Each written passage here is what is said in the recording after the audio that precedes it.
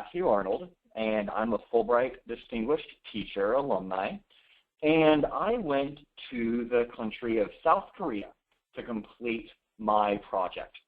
I am a teacher of 7th grade Global Studies and Social Justice in North Carolina in the Triangle area.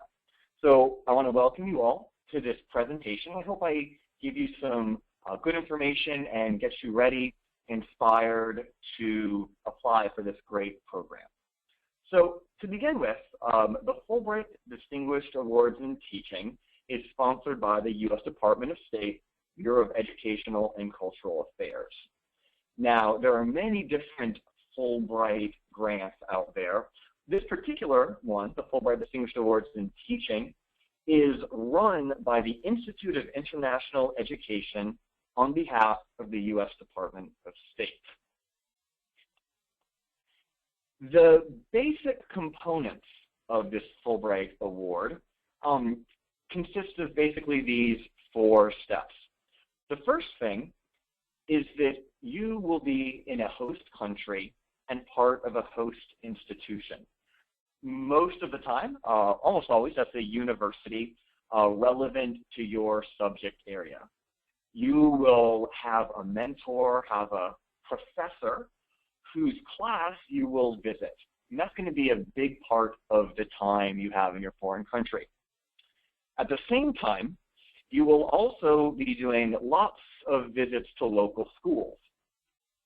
This takes many different forms in many different countries, but usually that means you have maybe 1, maybe 2, maybe 3 different high schools or middle schools or elementary schools that you go to, and you take part as an observer. Occasionally, you will be giving workshops or seminars as you and your mentor arrange. Also, part of this program, there's the online professional learning community. So this is a forum for the other Fulbright Distinguished Teachers, and it's a really great way for you to talk and communicate and share your experiences. You get to discuss what's going on, you get to talk about questions you have, and kind of it's a great way to crowdsource any solutions or anything that you might want to have there. And then, of course, lastly, this is a big thing, you're going to be doing an inquiry project. This is, for a lot of people, one of the principal reasons you've chosen this country, you've been sent overseas on behalf of the United States. It's to create a project that will have direct practical relevance to a classroom or to your educational practice. Now, getting a little bit more personal, so there you go, that's a picture of me in Seoul, in South Korea, some of my attempts at writing Hangul, the written script of Korea. So my personal experience was pretty unique. I was the inaugural teacher to take part in the Fulbright Distinguished Awards in Teaching in South Korea. And so I was the first and the only one that was there for the 2014-2015 cycle. We were getting the program started, and we were learning as we went. I also asked many outgoing teachers in the preparation for this webinar what they wanted to know. So I'm going to try and do my best to make up the sort of personal experience do that to answer your questions. So what I wanted to figure out, well, I knew that American and Korean education systems each have some very good strengths and also some things that we want to improve.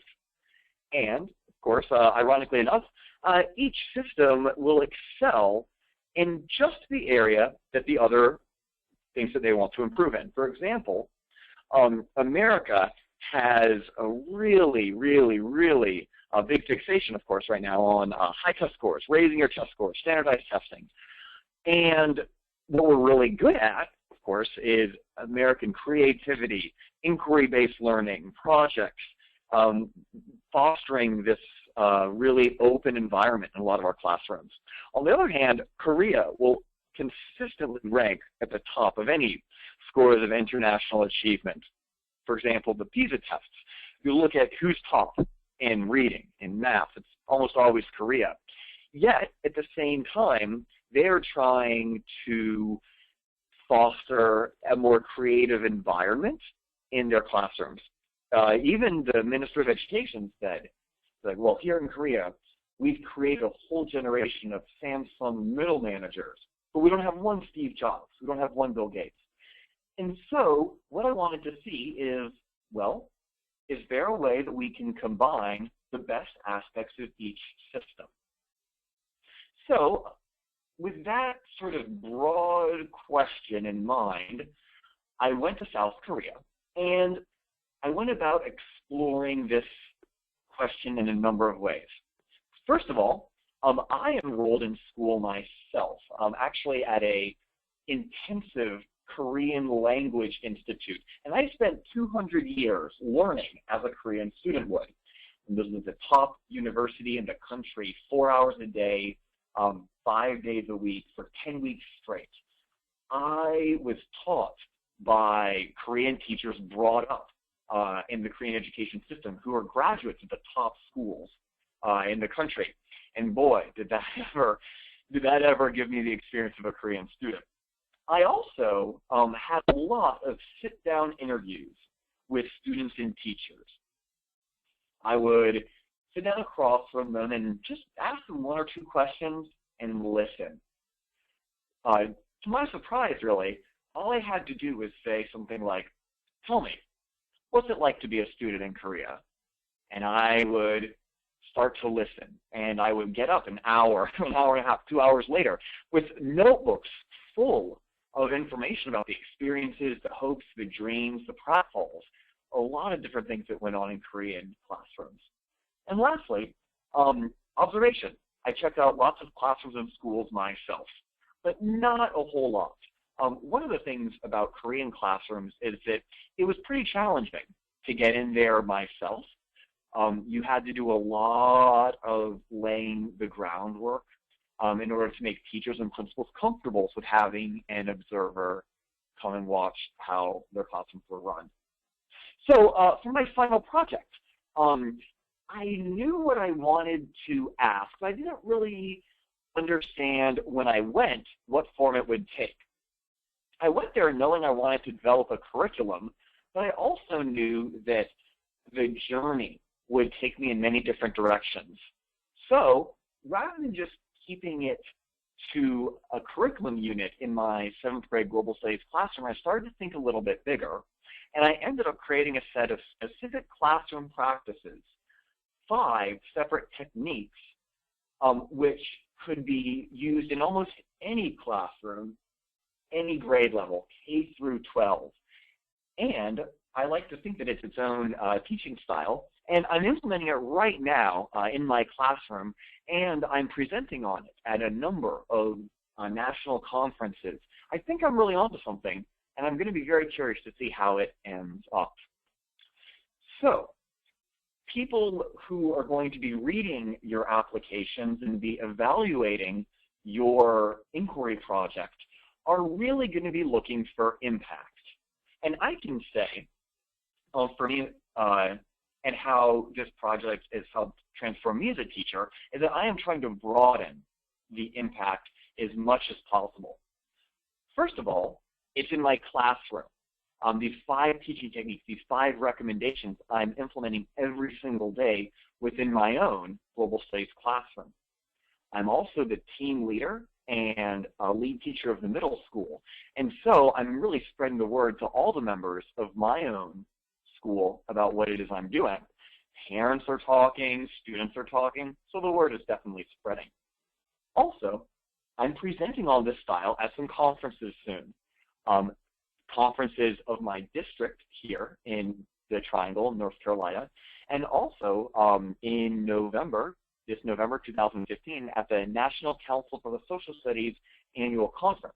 I'll be presenting on this best of both worlds teaching.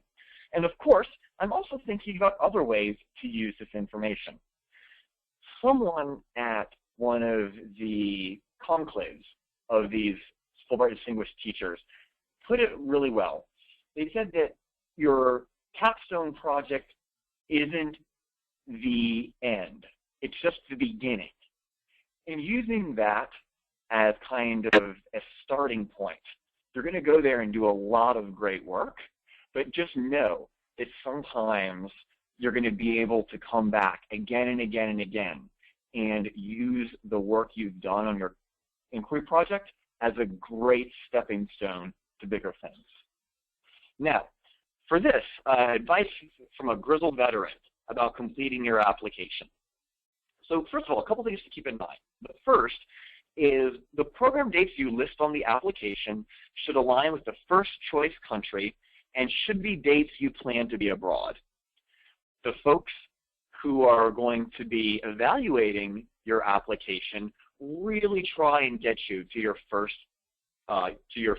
choice of a country, so that should really be your principal aim.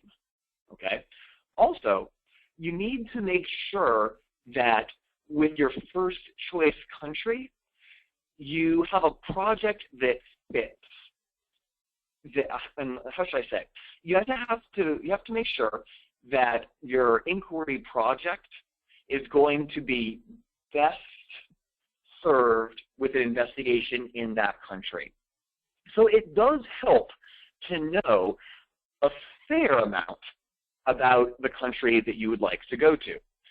For example, if you look at the list of countries that the Distinguished Award in Teaching will send you to, you already have a pretty good idea about some of the things that you can do.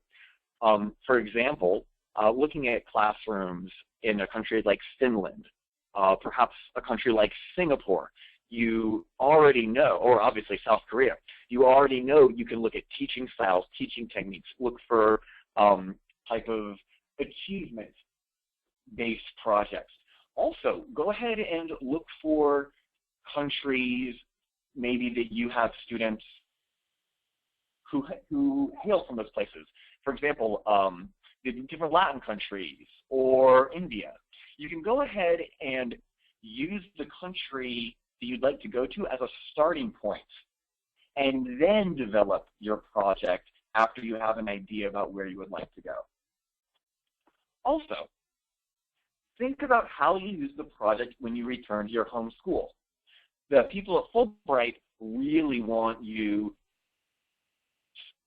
and while it's great to say that I'm going to be doing this in my classroom, it's even better to say that not only is my classroom going to learn about this, but my school, my district, my community, my state, and on from there.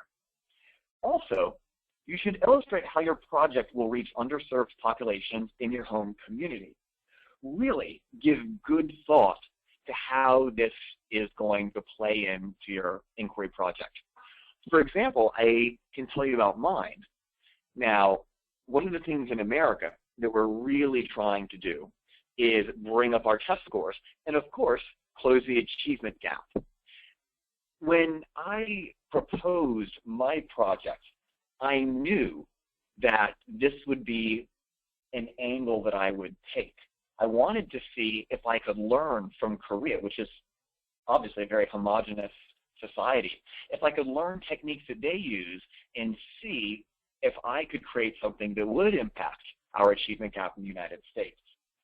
Whether that's successful or not, time will tell. But I definitely tried to include that and tried to make it a focus when I was formulating my initial application. Also, before you submit, definitely have a colleague read your inquiry project to see if the proposal is clear and to give you feedback. It always helps to have a different set of eyes. In my school, we had a teacher who won a Fulbright Hayes Fellowship back in the late 90s, and she's the only person from my school who'd ever traveled abroad on a teacher program like this. And so I definitely used her as a resource to give my project a look over, and it was really useful. So I would say, even if you don't have someone who's made it through a program like this, definitely get a couple of people to proofread and give you ideas about how to make your project even better. Also, obviously, look at the application checklist on the Fulbright Teacher Exchange website. That will make sure that all your ducks are lined up so you're ready to do that before the application deadline. So with that in mind, I want to thank all of you for listening to me here. I hope a lot of folks go ahead and try for South Korea. It was an amazing experience. I think you'll all have a wonderful time no matter what country you choose to go to, and I wish each and every one of you the best of luck as you embark on this amazing journey and complete your application. Thank you so much.